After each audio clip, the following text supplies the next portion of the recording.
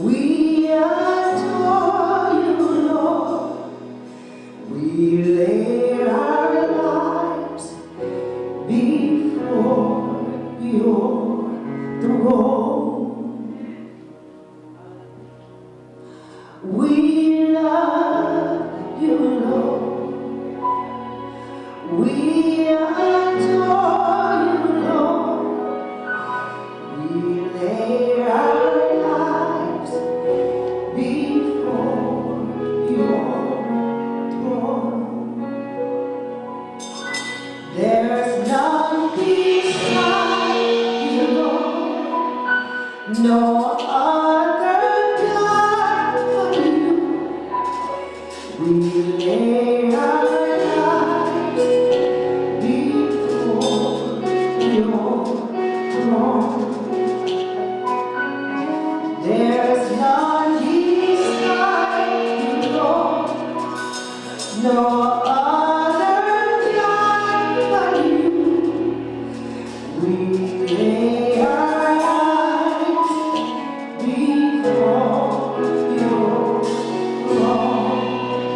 How we sing praise you. We love you, Lord. We adore you. We adore you, Lord. We lay before your throne.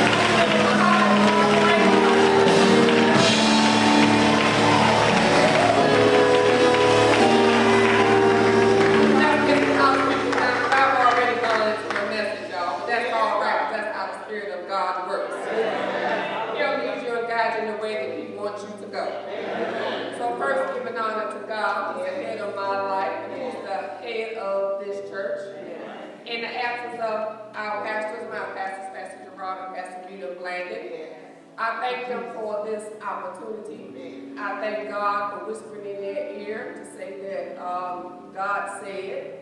I did not say, but God said that I was equipped to do this thing. I may not do it the way that you expect me to do it, but I'm going to do it the way that God gave it to me.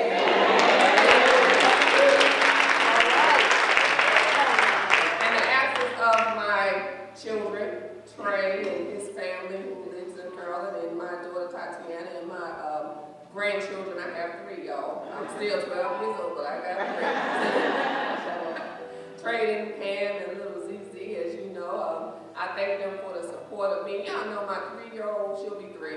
Brady is such a praying young lady. She prays already. She reminds me oftentimes that everything is going to be all right. To the clergy that is here with me, the pulpit, the deacons, the ushers, the ministers that work alongside me, I say thank you for his support. Just keep right on praying because I'm going to need y'all on today. So I thank each and every one of you here at Hopewell Northeast, my sisters and my brothers, for just coming alongside me and just praying for me. Now we've got a little housekeeping out the way. I hope I didn't forget anybody, but I would just like to say, we got the baddest choir here on this side.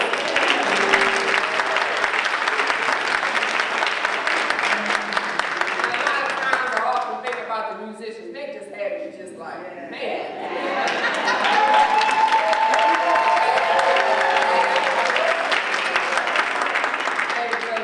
Well, there is a word. I think I got into a little bit of it already, but let us pray. Lord God, we just thank you for this day, God. A God we've never seen before and a God we'll never see again. So God, we thank you that you saw fit just to wake us up on this morning. God, we thank you that you saw fit to put a hallelujah in our mouths on this morning, God.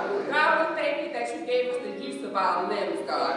God, so now we just ask that you open up our ears to hear, God, our hearts to receive, and our feet to walk this word. So, Father, I thank you and I praise you. It is in Jesus' name that we pray. Amen. Amen. Amen. And indeed, good morning, Hopewell Northeast. Good morning. Are y'all woke now? Yeah. Well, let's give Jesus a praise right now.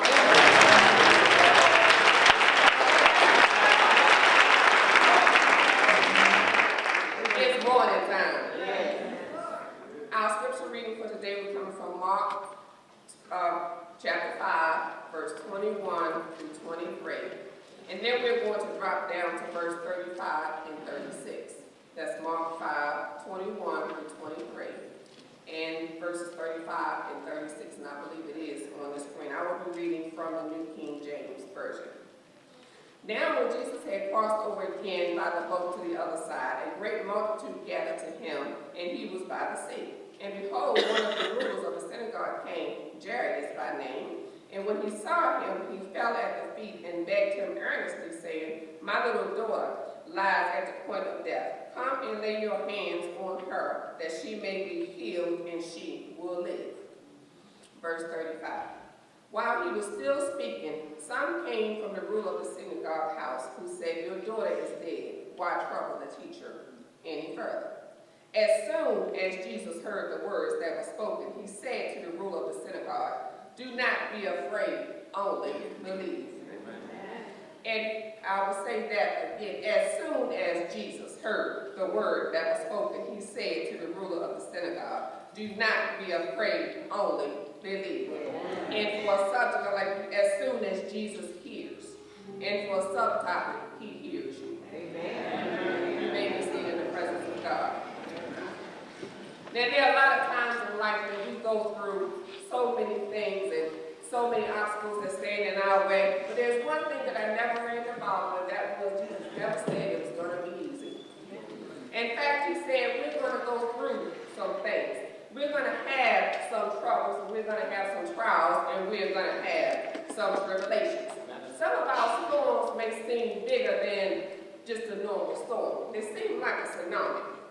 And I remember about 4 years ago, I went through what was a tsunami. Didn't know where to turn, didn't know how I was going to make it through, but I did.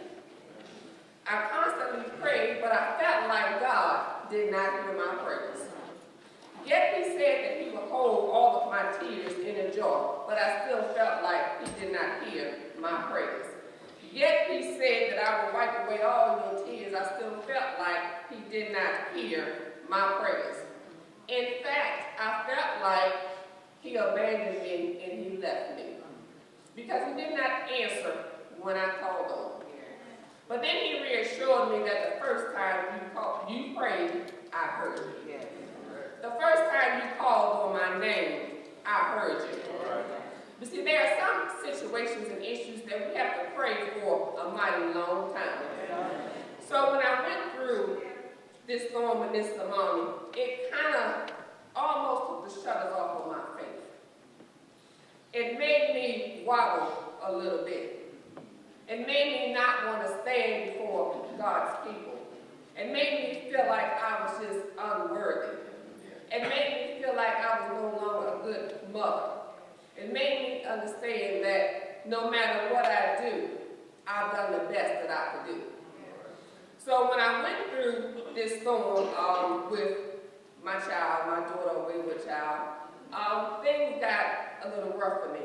I thank God for my church family because they were the ones that helped me to go through it. In fact, I remember a saying by one of our elders, Elder Staples, and the thing that he would always say is, God is the latest on-time person I know.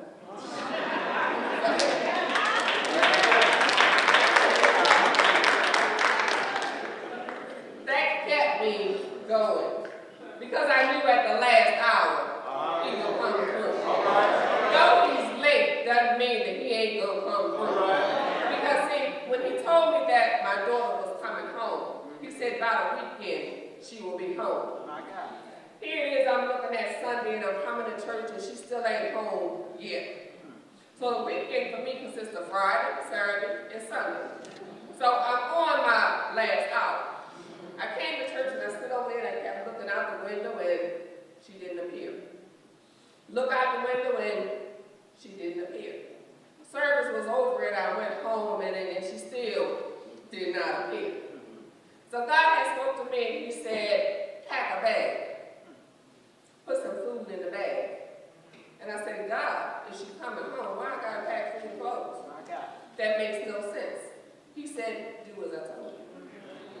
So I packed the bag with some food and the clothes and the bags and everything, and I was still looking out the door. So two faithful leaders of the church, they went on a ride with me. And we went down looking for my child. We were in areas that even the police told me to stay out of. Places that they said that if she went in this area, 9 times out of 10, she's not coming out. But I said, but that's my child. More importantly, God gave me a word that she's coming home. It ain't going to be that easy for the devil to take my child. He gave it to me, not to him. It ain't going to be that easy.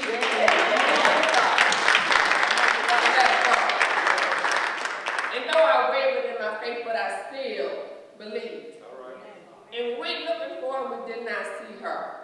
So we found ourselves in the parking lot, sitting there, waiting. And they would say, well, I guess I gotta go. I gotta go home and go to bed. And then I would start up another conversation because I already knew what God had promised me.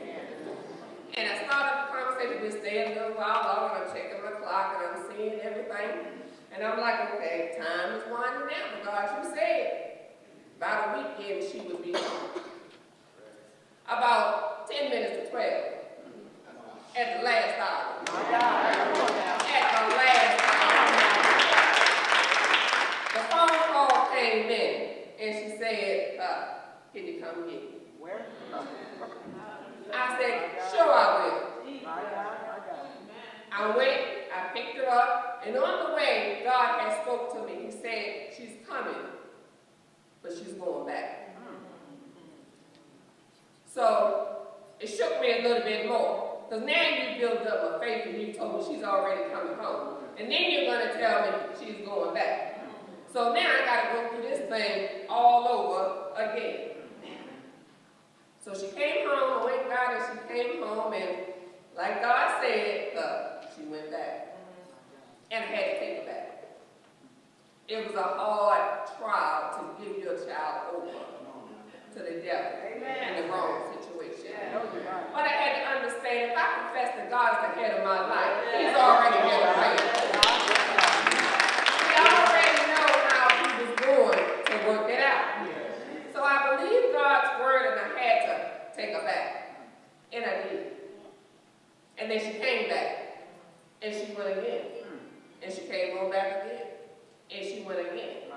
But the thing that I know about Jesus is there are some times when you got to go back and forth because He got something in the inside of you. You can't always run. He's going to catch you because He has something for you to do. And you're running and running and running from yourself, but Jesus won't let you go. Come on. And I had to learn that it's only building her testimony. And I had to realize I had to release and let some things go. Now, I could have went down in a slumber. I did a little bit. I bent a little bit, but I didn't fall. I could have said, God, I don't want to serve you anymore because this is what you've done to me. After all, my first ministry is my family, and I don't even have that right. And He said, but I'm the head of your house, so we got to get it right. I know. And so the thing that kept me going, another thing that kept me going was I've been good for too long to let one storm take me out. And so I kept pushing, and I kept pushing my child, and I kept pushing my faith, and I kept pressing on my faith, and I realized that's the thing that God does. He pushes you and builds you and strengthens you, because after all, you have to have a testimony to walk with Jesus.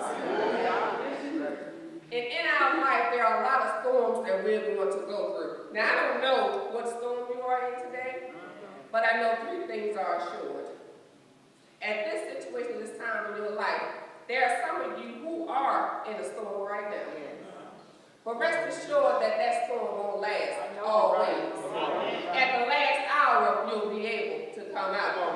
It doesn't matter how long you stay in, and you may have to go back in there, but God is still going to pull you out. The thing about it is, we shouldn't look at the storms that we're going through. We should look at the process in which we go through that storm. So there's a process in the things that we go through, and a lot of times it's determined by what our attitude is.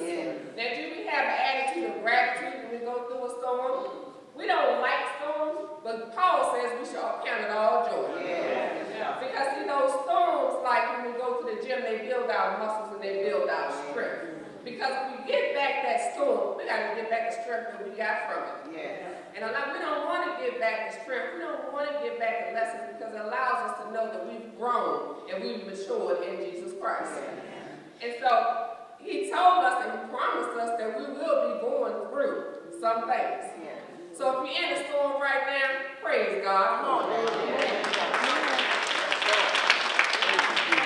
Because one of the things that I found out also is that when you go through a storm, that means He trusts you with His testimony. Because you're going to come out a testimony, but the end result is already promised. Now, some of you may be heading for a storm. I think we all are heading for a storm. Because when we're in Christ Jesus, we're heading to a storm. We may not know what type of storm we're going through. We may not know what it is, but we know that we need to be prepared for that storm when it comes. And the way that we prepare for that storm is a prayer life. Getting our prayers in order. Because there are some times that we don't have time to say a 5-minute prayer, but all we can say is the name of Jesus. And when we call on the name of Jesus, everything will turn around. Because He said, I have all power in my hands. And so if we just call on the name of Jesus. Now you may not be in a storm. You may not get ready to go through a storm, but you might be coming out of a storm. And that is good news when you come out of a storm. But get ready and get prepared because another one is on its way. And that's only if it has an overlap with the one that you're already in. Because there are a lot of times our storms will overlap one another. We don't know if we're coming or we're going. We don't know which way to go.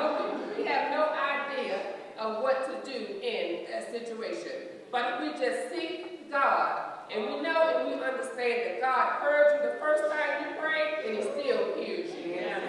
Whether we got the cry, whether we got the moan, He understands our moans, and we don't know what to pray for. He understands when we cry out to Him. He says, I understand that language. I already know, I just want you to call out to me. And if we do that, we're rest assured that everything is going to be all right.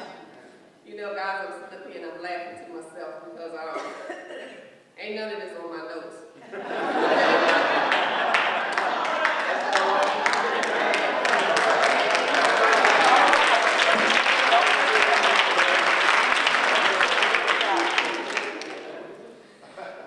So I'm going to have to find myself here. So we can go back.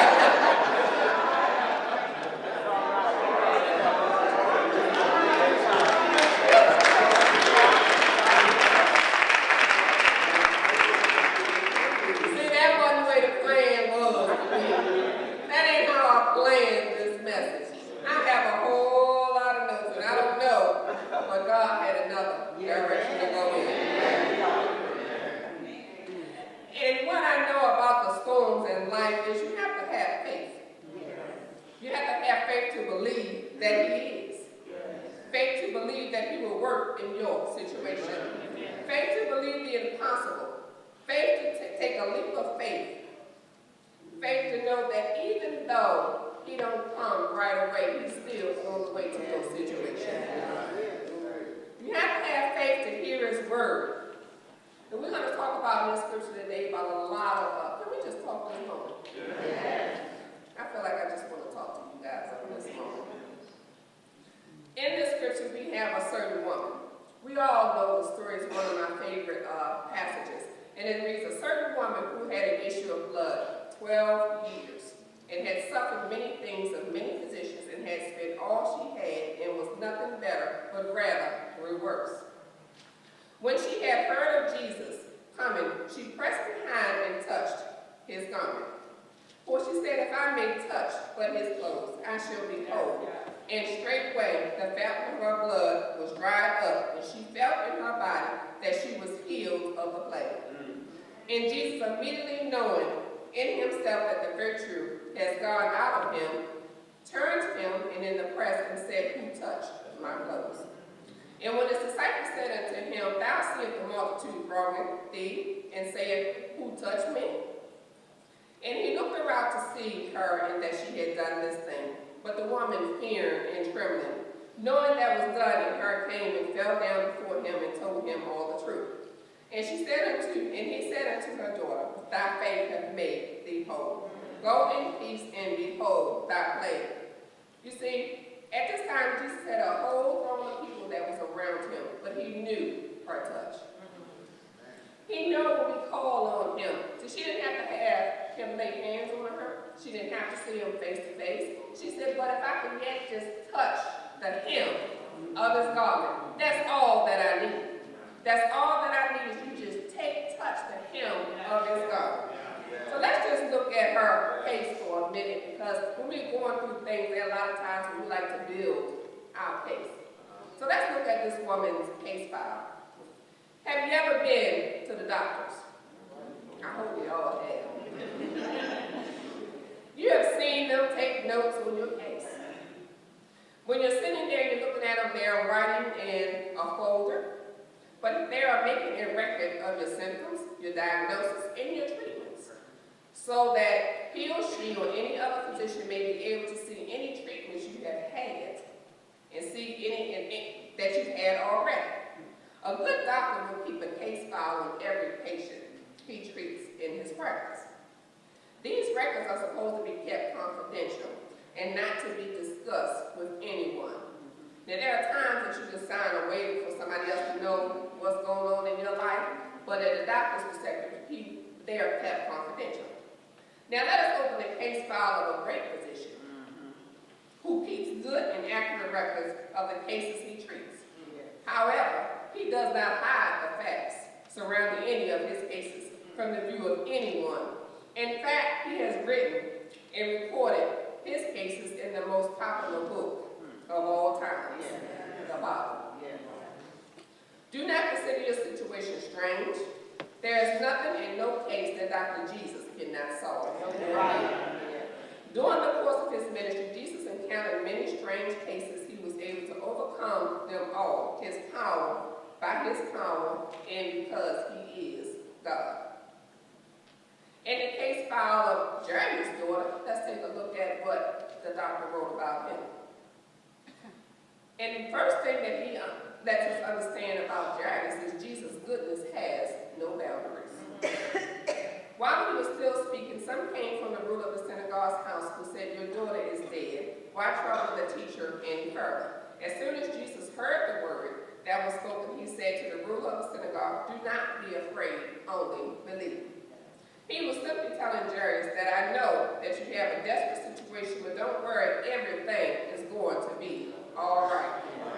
Jesus may not come when you want him to come, but he's always right on time. Because he hears you the first time that you pray. And he hears you now. God is a God that can heal, deliver, set free, shield, and comfort all at the same time. He is a God that has no boundaries. Jairus had seen Jesus perform miracles and believed that he had seen Jesus perform miracles, but that was not faith. He wasn't sure that Jesus would heal his daughter, but he said maybe she will be healed and live. Just because Jairus was not a believer, Jesus didn't hesitate, but freely went with him. Jesus appreciates humility and faith, but he don't let those who seek his help, whether they have faith or not, go with unanswered praise. See, I told you, y'all have really messed me up on this one. But we know that Jesus heals and he hears our prayers. We know that all we have to do is just call on the name of Jesus and everything is going to be all right. We know that he hears our prayers. And I'm reminded on this morning that in both of these stories, there are a lot of times when we must take a leap of faith. We have to believe what God has already told to us. We have to believe that he's already worked it out. Because faith without works is dead. So when we believe on the word of God, we got to put some action to that thing. We got to work on some things. Because sometimes prayer is good, but sometimes prayer is not enough. You got to put some feet to that prayer. Because God is going to do what you can't do. And he will do what he wants to do. Amen. So we got to learn how to put some faith unto it. And then we can't let others limit our faith. There are too many times when we have naysayers and too many times when we allow people around us that don't have the kind of faith that we do. Come on now. And we allow them in our circle and we allow them to limit our own faith. You see, when my daughter was gone, if I listened to the naysayers and the ones that said, "Oh, just let it go.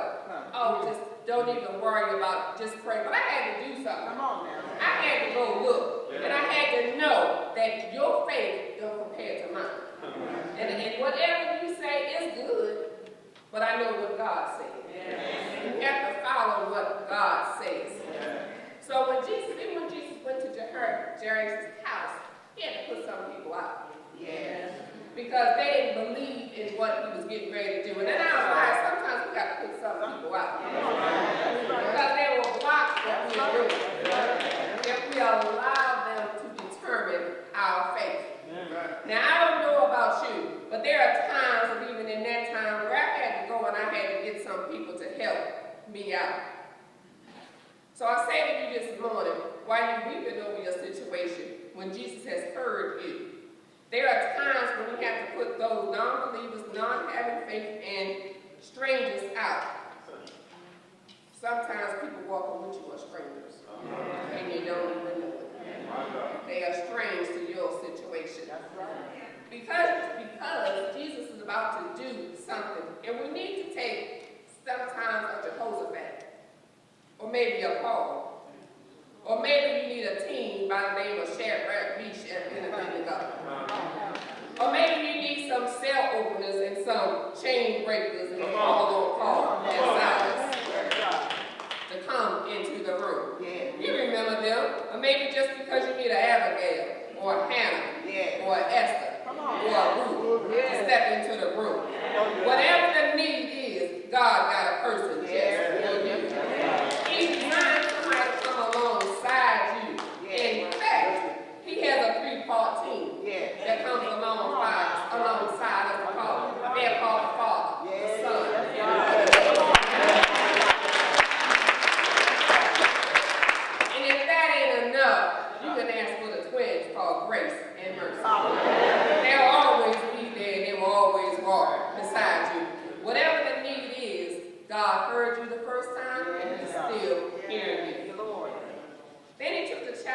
said to her, Talitha Kuma, which is translated, little girl, I say to you, arise.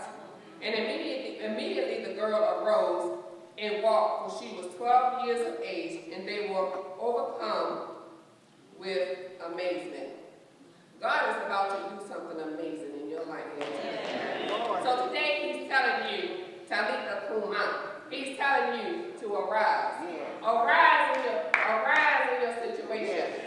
Know that he is God. Know that all of those things that you're putting beside him is all right. So when we do that, we know that God can perform a good thing in him. When we do that, we know that God is already there. So we talked about 3 points today, and I want to leave you with these. The first is we must take a leap of faith. Jesus' goodness has no boundaries. We can't let others limit our faith. Now, there are a lot of things that happen. There's a lot of things that will happen a lot of times when we don't let people administer our faith. Now, I know in life we talk about we go through so many things in life.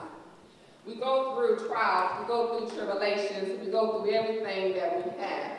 But I'm reminded you, whatever that trial is, whether it's my faith has been broken, whether it is a wayward child, whether it is my finances just ain't right, whether it's the fact that I just don't feel it anymore. Because sometimes we get to the point where we just don't feel it anymore. But whatever the issue is, if we just give it on to Jesus, we know that everything is going to be all right.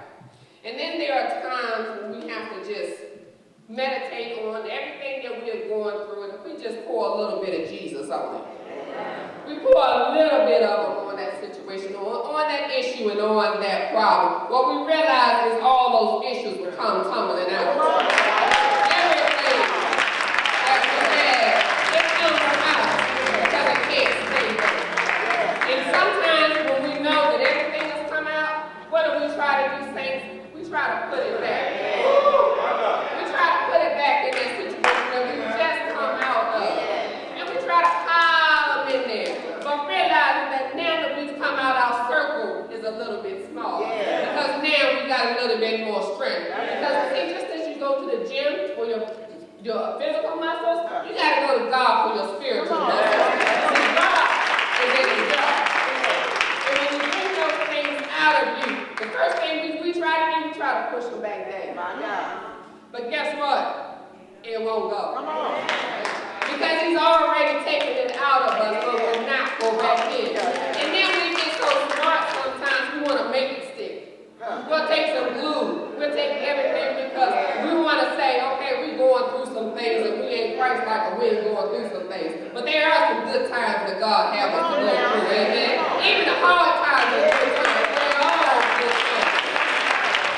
But when we try to make it stick, it doesn't matter what we do. We can use Gorilla Glue. We can use, what do you call it, that tape to stick to everything. It even hold up car wax. It even hold up car bubbles. I've seen that one too. We can use all we want to, but guess what? It ain't gonna stick. Because once it comes out of you, it can't go back inside of you.